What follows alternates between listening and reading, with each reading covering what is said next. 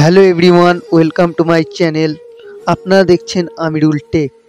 আর আজকে আমরা কথা বলবো একটা ফটো কিভাবে প্রফেশনালভাবে কার্টুনের মতো তৈরি করা যায় সেটা নিয়ে আমরা আজকে কথা বলবো।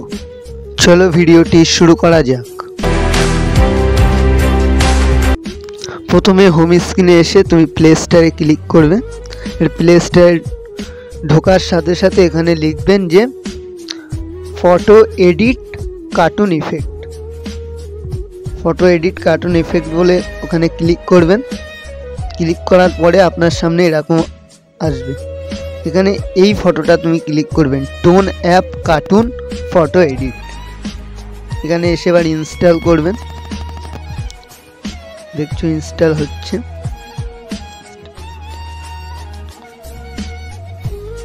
যাই হোক, ইনস্টল হয়ে গেল।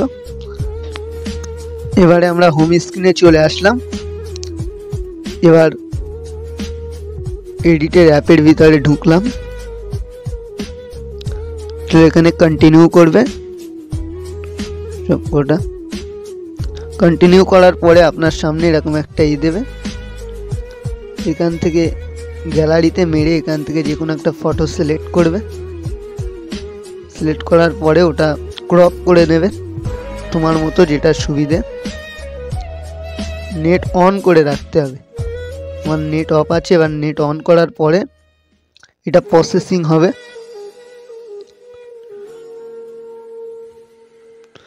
প্রসেসিং হওয়ার পরে এবারে তোমার ব্যাকগ্রাউন্ড যেরকম খুশি তুমি করতে পারো। দেখো চেঞ্জ হচ্ছে ব্যাকগ্রাউন্ড।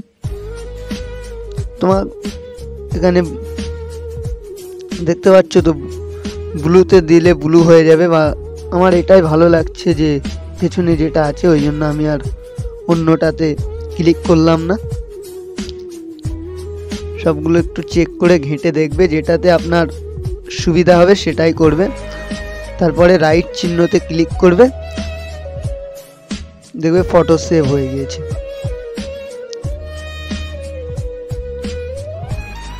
আর কিছু করার দরকার নেই, ওটা সেভ অপশানে রাইট চিহ্নে টিপলে সেভ হয়ে যাবে।